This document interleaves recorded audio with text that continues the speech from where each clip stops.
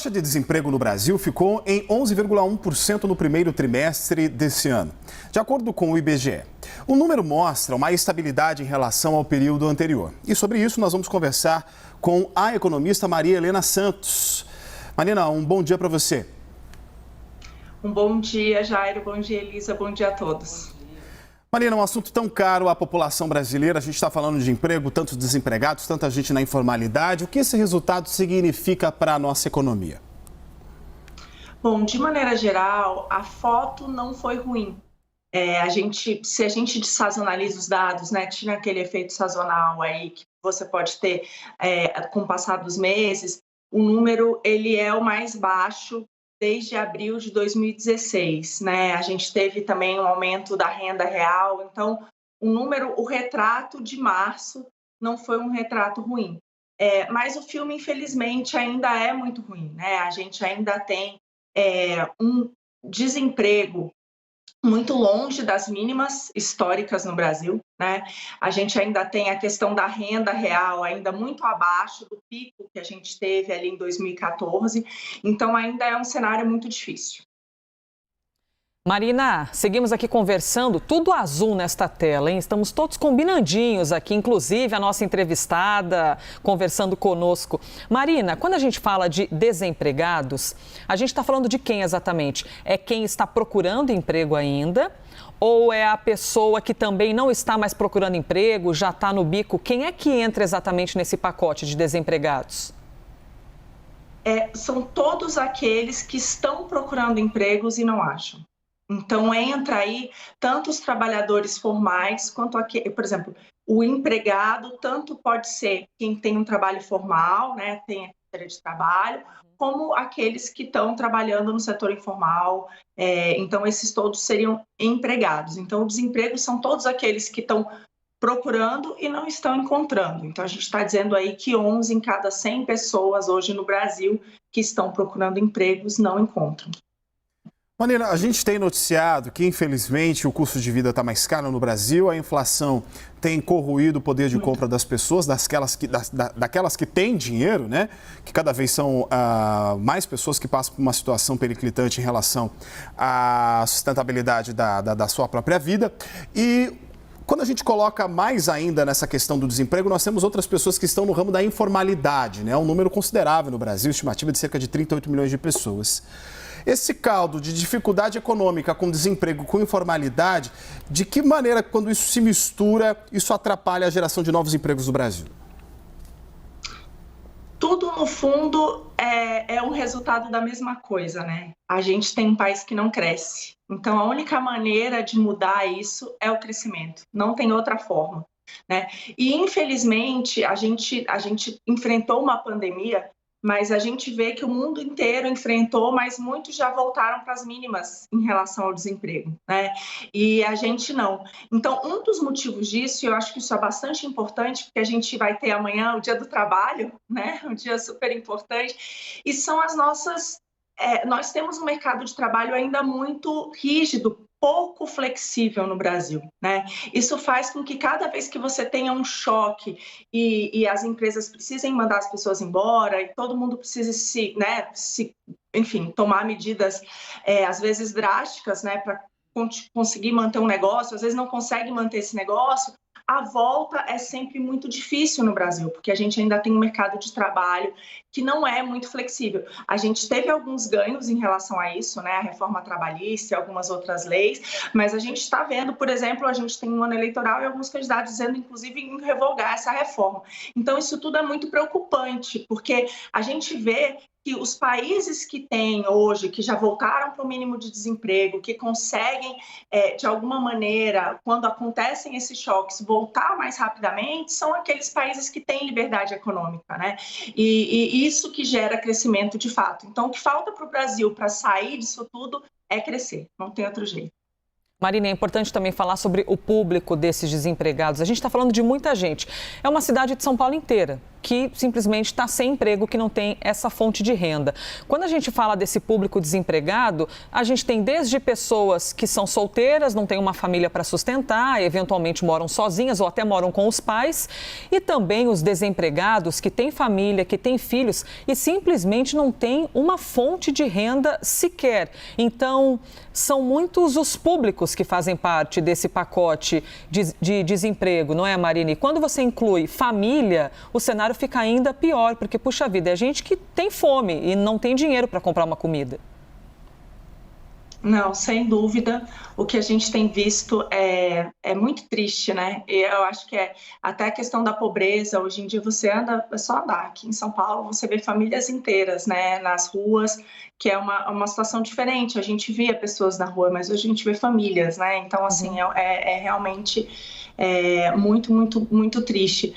Mas é isso, eu acho que a gente continua no Brasil indo para enfrentar isso, vindo com muitas ideias populistas que não necessariamente são as melhores. Eu acho que a mensagem é essa, né? O que a gente precisa, de fato, é ter regras mais claras e mais simples para que a gente possa, de fato, gerar oportunidade para tirar as pessoas dessa situação. Marina, até aproveitando que falaste agora sobre algumas medidas do governo federal, Auxílio Brasil, por exemplo, né? Esse auxílio que começou no período mais crítico da pandemia e acabou saindo de cena o Renda Família, ficou estabilizado o Auxílio Brasil para essas famílias.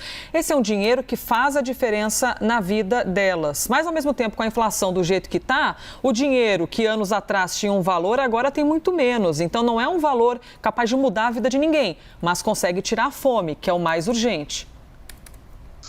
Sem dúvida. O único risco que a gente tem aqui, que é muito importante, é que, óbvio, a gente está num cenário, né, de calamidade. Então, não julgo de forma alguma o caráter temporário dessas medidas que são necessárias.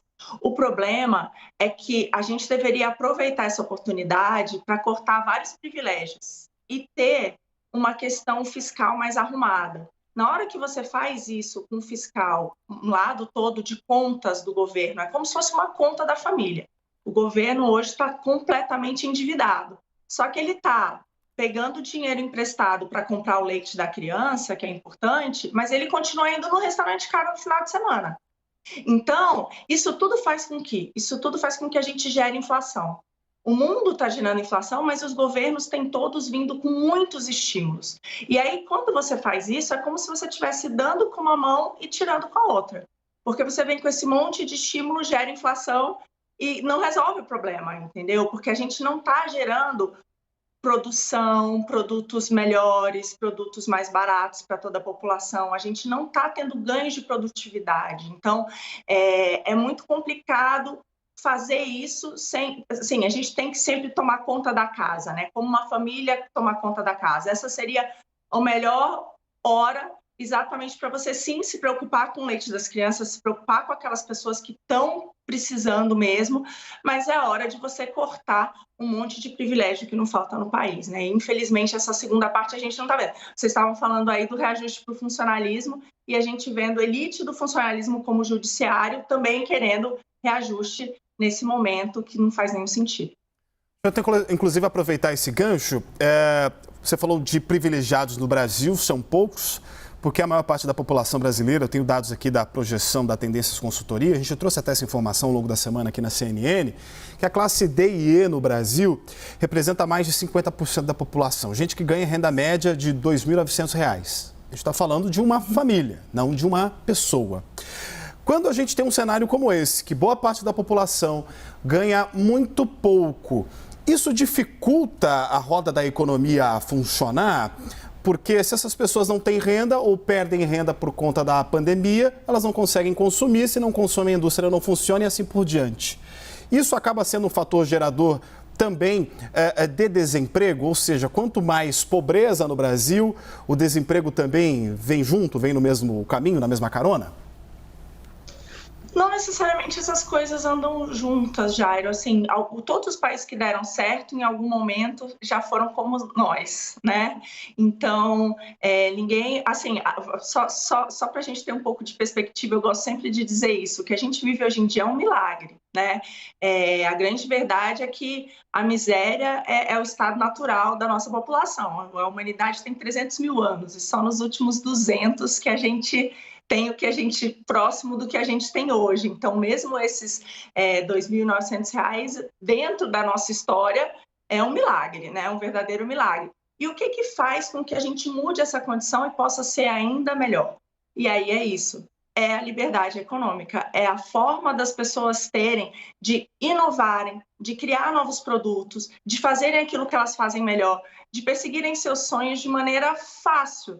Hoje em dia é isso, se você tem uma carrocinha de cachorro-quente e você está vendendo bem, você vai montar, vai para uma lojinha na esquina, não dá, porque você já tem que prestar um monte de conta, você já tem um monte de imposto, você já vai ter que botar um monte de fiscalização na porta. Não é assim no resto do mundo, tá? Então eu queria dizer isso, assim, a gente tem feito isso nos últimos 40 anos, desde que eu nasci em 1980, o Brasil cresceu 0,6% a renda média de cada brasileiro ao ano. Sabe o que significa? Que a gente levaria 120 anos para dobrar essa renda. Só que vários países nesse momento, em 20 anos dobraram.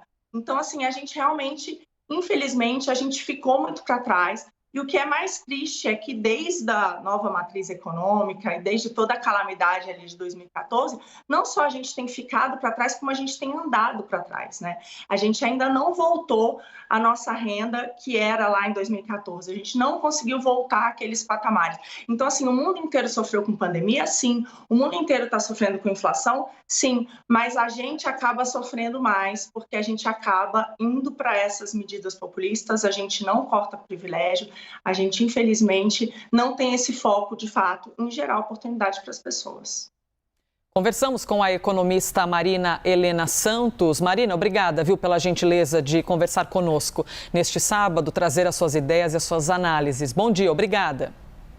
Bom dia a vocês, muito obrigada.